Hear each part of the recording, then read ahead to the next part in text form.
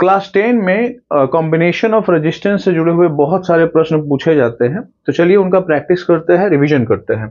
यहाँ पे आपको एक सवाल दिख रहा होगा, ये ऐसा ही तस्वीर आपको दे देगा एग्जाम में और पूछेगा कि ए और बी के बीच में कंबाइंड रेजिस्टेंस निकालिए। तो कैसे निकालेंगे? तो यहाँ से आपको ए और बी के बीच में बोल रहा है, तो ए से करंट को फ्लो कराना है या एक सिंबल शो कर देना है। जब वो यहाँ पे आएगा इस पोजीशन पे, इसके पास दो रास्ते होंगे, एक रास्ता ये होगा और एक रास्ता ये होगा, ठीक है। लेकिन एक बात क्लियर है कि यहां से जो जाएगा करंट, यानी ये वाला ऊपर से, तो इस वाले रेजिस्टेंस से गुजरेगा और इस वाले रेजिस्टेंस से गुजरेगा, यानी इन दोनों से सेम गुजरेगा। और ये ट्रिक आप समझिए कि अगर दो रजिस्टर है और उसमें से सेम करंट फ्लो कर रहा है तो दोनों सीरीज में है, ये पता भी होगा आपको जनरल। तो यहाँ पे ये क्लियर क्या हो गया कि ये दोनों जो होंगे ये क्या में हो जाएंगे, सीरीज में। तो इन दोनों का कंबाइंड रेजिस्टेंस कैसे निकलेगा, 6 और 6 कितने हो जाएंगे, 12। ये पता होगा किसी तरीके से होता है, तो इसको मैंने मिटा दिया यहाँ पे और एक सिंगल रेजिस्टेंस लगा दिया, है ना। तो ये कितने हो गए, 12 ओम। क्लियर बात हो गई। अब फिर से वही बात, यहां से एक अलग करंट जाएगा, यहां से एक अलग करंट जाएगा। अब ये दोनों जो होंगे सीरीज में तो बिल्कुल नहीं होंगे क्योंकि सेम करंट फ्लो नहीं कर रहा है, तो दोनों को क्या में मानेंगे, पैरेलल में। और पैरेलल में फॉर्मूला पता है आपको, एक ट्रिक वाला फॉर्मूला, जब दो रहते हैं तो क्या होता है बतलाइए, R1 R2 बटा R1 प्लस R2, ये वाला लगा लीजिए। तो R1 R2 कितना होगा बतलाइए, 12 गुने 6, 12 गुने 6, R1 R2 बीच में कुछ निशान नहीं है तो गुना है, और फिर R1 प्लस R2 यानी 12 प्लस 6 यानी कितने हो जाएंगे, 18। 6 से 18 करोगे 3 आएगा, 3 से 12 करोगे 4 आएगा, है ना। तो आपका आंसर जो आएगा वो क्या आ जाएगा, 4 ओम। यानी ए और बी के बीच में जो कंबाइंड रेजिस्टेंस होगा वो हो गया। सवाल आपके स्क्रीन पे दिख रहा होगा, इस सवाल को कैसे हल करेंगे, वही तरीका है। यहाँ पर ये है पॉइंट ए और यहाँ पे एक और पॉइंट है जिसका नाम है बी, और इन दोनों के बीच में रेजिस्टेंस निकालना है। यहाँ से करंट आया और इसके पास दो रास्ते हैं, एक रास्ता ये, एक रास्ता ये, दोनों क्या में हो जाएंगे, पैरेलल में। भी तो बतलाया, यही एक तरीका है जो 10 क्लास में यूज करना है।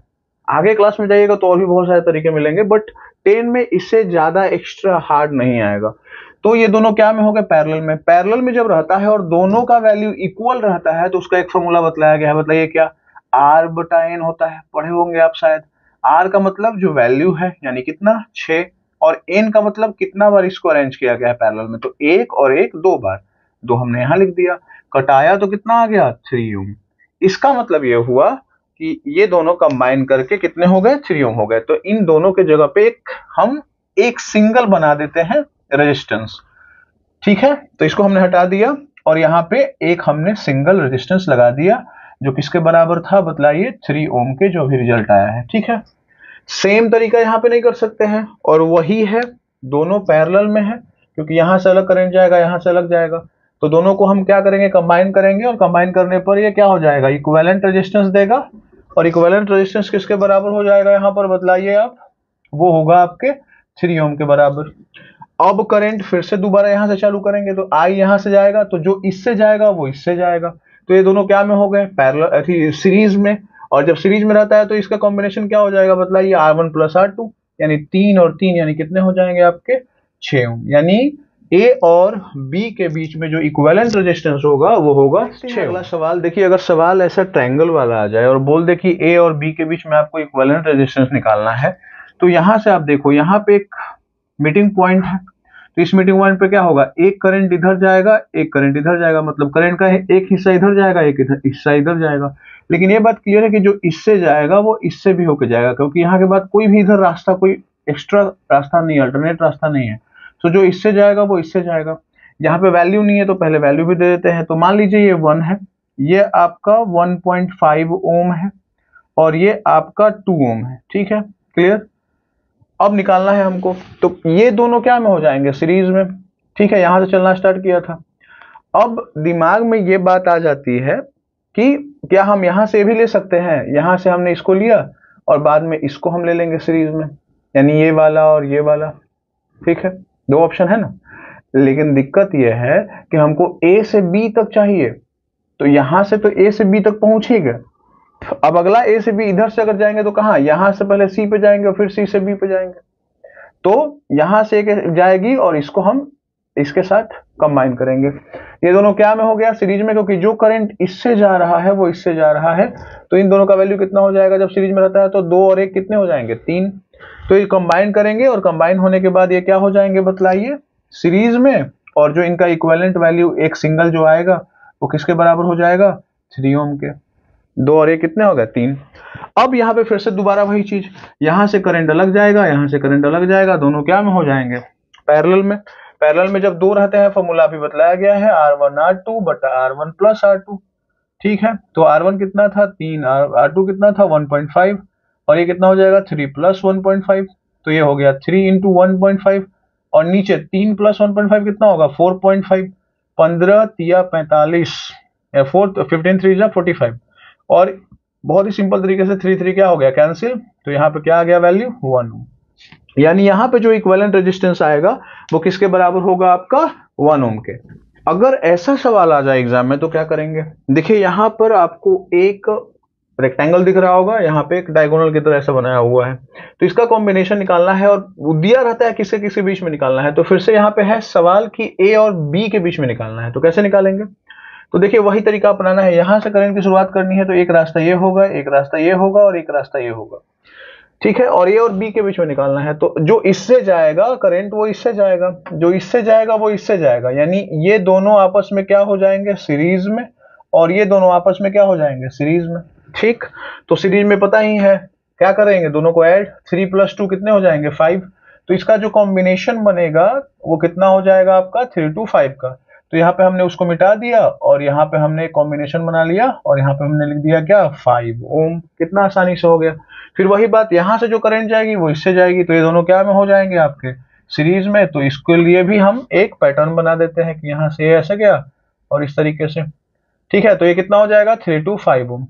अब फिर से वही रूल लगाएंगे, यहां से जाएगा तो उसके पास कितने रास्ते हो गए 3, 1 2 और 1 3, और जब तीनों से अलग अलग करंट जा रहा है तो ये क्या में हो जाएगा पैरेलल में। अब 3 है तो 3 के लिए तो कोई ट्रिक नहीं है, तो ये वाला फॉर्मूला तो जिंदाबाद है, 1/Rp बराबर 1 बटा क्या होगा R1 plus 1/R2 plus 1/R3। Trick 2 के लिए है, या अगर इक्वल है सब तब ट्रिक बनता है, नहीं तो ये वाला यूज कर सकते हैं। तो 1/5 प्लस 1/1, 1/5 प्लस 1/1 प्लस 1 बटा कितना फिर से 5 हो गया, तो 5 1 5 का एलसीएम कितना होगा बताइए 5 ही होगा, तो 5 एकम 5 तो 1 एकम 1, 1 पचे 5 1 पचे 5 और 5 एकम 5 1 एकम 1, तो 5 2 कितना हो जाएगा आपका 7/5।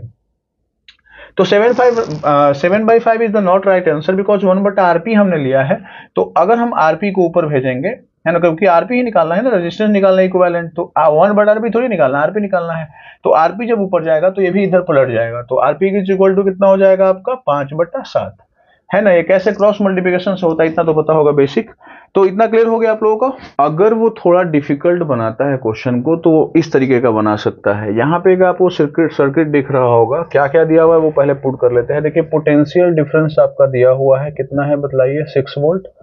यहाँ पे करंट भी दिया हुआ है, आई का वैल्यू एमीटर से शो आउट होता है तो कितना होगा करंट का वैल्यू 0.4 एम्पियर। क्लियर बात हो गई। अब यहाँ पर हमको ये बहुत सारे रेजिस्टेंस हैं, देखिए कितने हैं 1 2 3 4 5, तो जब भी बहुत सारे रेजिस्टेंस दिए रहते हैं तो उसका कंबाइंड रेजिस्टेंस निकाला जाता है, तो कंबाइंड रेजिस्टेंस निकालेंगे। तो यहाँ पे तो ये देख रहे हैं कि ये सीरीज में है, लेकिन ये तीनों क्या में है पैरेलल में, तो पहले इन तीनों का वैल्यू निकालेंगे। तो इन दोनों का वैल्यू निकालेंगे तो कैसे निकालेंगे 1/12 प्लस 1/6 प्लस 1/3, ऐसे ही होता है ना 1/R1 plus 1/R2 plus 1/R3। 12 6 और 3 का एलसीएम बताइए कितना होता है 12, तो 12 एकम 12 तो 1 एकम 1, 6 दूनी 12 तो 1 दूनी 2, 3 चौका 12 तो 1 चौका 4, 4 2 6 1 7, यानी कितना आ गया 7/12।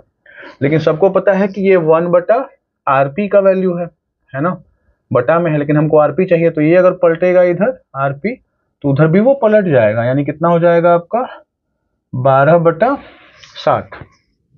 क्लियर बात यहाँ तक हो गई, बहुत ही सिंपल तरीके से।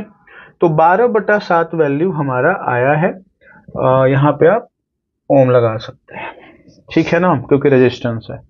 अब यहाँ पे एक है और यहाँ पे एक है, तो आप देख सकते हो कि ये तो हट जाएगा यहाँ पे, ये तो कंबाइंड रेजिस्टेंस बन जाएगा, और कंबाइंड रेजिस्टेंस होगा तो सिंगल से अब दिखाना पड़ेगा, तो ये जो ऊपर नीचे वाला है सबको हटा देंगे और एक सिंगल यहाँ पर बना लेंगे। और ये जो सिंगल बना है यहाँ पे इसका वैल्यू कितना हो गया बतलाओ, 12/7 ओम। अब देखो जो करंट इससे जाएगा वही करंट इससे जाएगा, वही करंट इससे जाएगा, तो इन दिनों का कॉम्बिनेशन क्या होगा बतलाओ, 2 प्लस सीरीज में है तो R1 plus R2 plus R3, R1 plus R2 plus R3। ठीक है, इसका वैल्यू इस तरीके से निकाला जा सकता है। अब आपको पता होगा कि जब भी इस रूप में रहता है तो इसको बटा बके जोड़ से ही बना लेते हैं, है ना, क्यों कंफ्यूज किया जाए आपको। तो इसके नीचे कुछ नहीं है तो 1 है, इसके नीचे कुछ नहीं है तो 1 है, तो 7 1 1 का एलसीएम कितना होगा 7, तो 1 7 7 2 7 14 हो जाएगा, 14 प्लस 7 1 जा 7 12 हो जाएगा, 1 7 जा 7 तो ये हो जाएगा 7x। क्लियर बात हो गई। इसको और आगे हल करेंगे तो क्या होगा, देखिए आप ध्यान से, यहाँ पे 14 12 14 12 कितना हो जाएगा 26, है ना, तो ये हो गया यहाँ पर 26 और ये कितना हो जाएगा आपका 7x और नीचे कितना हो गया 7, तो ये जो है कंबाइंड रेजिस्टेंस निकला है कितना 26 प्लस 7x बाई 7। ठीक है, तो हमको तो x का वैल्यू चाहिए, है ना, तो क्या करना पड़ेगा, तो इन सब के बीच में आपस में एक रिलेशन होता है, वो रिलेशन आपको मालूम है कौन सा है, सबको पता है, V इज इक्वल टू क्या IR, ये ओम्स लॉ है, पता होगा। तो V का वैल्यू कितना अभी हमने लिखा हुआ है 6, तो V के जगह पे हमने 6 रख दिया, इक्वल के जगह पे इक्वल, I के जगह पे 0.4 है तो इसको हम 4/10 लिख सकते हैं क्योंकि दशमलव के बाद एक अंक है, और उसके बाद इनटू R चाहिए, तो R अभी देखा हमने क्या है आपके R के जगह पे 26 प्लस क्या 7x और नीचे कितना हो जाएगा आपका 7। क्लियर बात यहाँ तक, कोई तकलीफ है तो अब थोड़ा नीचे सोल्व करना है तो इसको थोड़ा मिटा देते हैं इधर, और अब आराम से इसको सोल्व कर सकते हैं। कैसे इसको सोल्व करना है, देखिए इसको थोड़ा 2 दूनी 4 हो गया, ये 5 2 जा 10 हो जाएगा इधर। अब ये 5 इधर डिवीजन में इधर आके मल्टीप्लाई में हो जाएगा, 6 5 जा कितना हो जाएगा 30, और ये ऊपर बच गया 2 आपका, 2 में 26 से गुना करेंगे कितना हो जाएगा 52, और 7 में 2 से करेंगे तो कितना हो जाएगा 14x। एक नीचे 7 बचा हुआ है इसको भी इधर भेज देते हैं, है ना, इंटू 7 में भेज देते हैं, डिवीजन में है इधर मल्टीप्लाई में भेज दिए, तो कितने हो गए बतलाओ 210, और इधर कितने हो जाएंगे 52 प्लस कितना 14x, है ना, 210 यहीं पे छोड़ देंगे, 52x प्लस में है तो क्या में होगा माइनस में, 14x यहीं पे छोड़ दो, 10 में से 2 गया 8, हासिल लिया 9, 9 में से 5 गया 4, 148 हो गया, और यहाँ पे कितना हो जाएगा 14x, 14 से डायरेक्ट कटना चाहिए, ऐसे हम 7 2 जा 14 और यहाँ पे हो जाएगा आप 7 2 जा 14 और 4 2 जा 8, है ना, तो जो x का वैल्यू आया है यहाँ पे वो आया है आपका 74/7 ओम, है ना, 74/7 ओम, जो लगभग 11.3 ओम के बराबर होगा। तो मैं आंसर मिला रहा था, एक जगह पे लिखा हुआ है मैंने डेसिमल में, तो 74/7 ओम आएगा। जरूरी नहीं है कि मतलब हॉल नंबर में आ जाए, फ्रैक्शन में आ जाएगा तो गलत थोड़ी होगा, शक होने लगता है लेकिन सही है ये।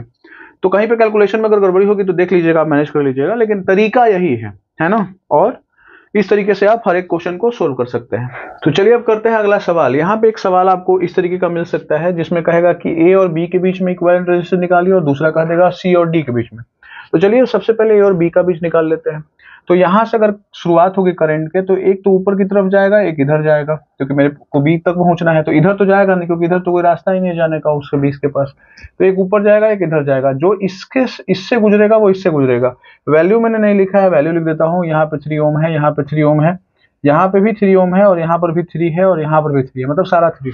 ठीक, तो जो इससे गुजरेगा वो इससे गुजरेगा, ये दोनों क्या में हो जाएंगे बदलाव सीरीज में, और जो सीरीज में रहते हैं उनको कैसे, कौन सा फॉर्मूला है R1 प्लस R2 लगा लेंगे, तो 3 3 कितने हो जाएंगे ये 6, तो इन दोनों को कंबाइन कर लेते हैं और कंबाइन करके एक सिंगल बना देते हैं, तो ये क्या हो गए बदलाव 3 और 3 कितने 6 ओम हो गए, बहुत ही सिंपल तरीके से।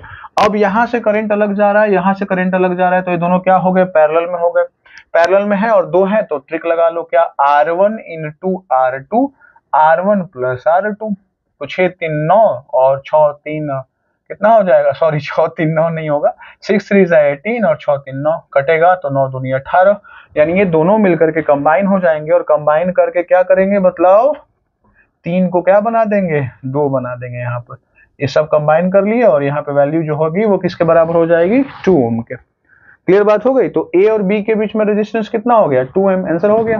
तो पहला जो आंसर है वो आपका 2m। अब का सवाल है सी और डी के बीच में, तो शुरुआत कहां से कर देनी है सी से, तो जो इससे गुजरेगा वो इससे गुजरेगा, जो इससे गुजरेगा, तो यानी तीनों क्या में हो गया सीरीज में, सीरीज में हो गया, तो 3 और 2 5 और 3 कितने हो जाएंगे 8, क्योंकि R1 plus R2 plus R3 ये फॉर्मूला लग जाएगा। तो मैं आशा करता हूँ कि ये सारे जो रिवीजन कराए गए हैं क्वेश्चंस के, ये आपको हेल्प करेंगे बाकी क्वेश्चन को सोल्व करने में।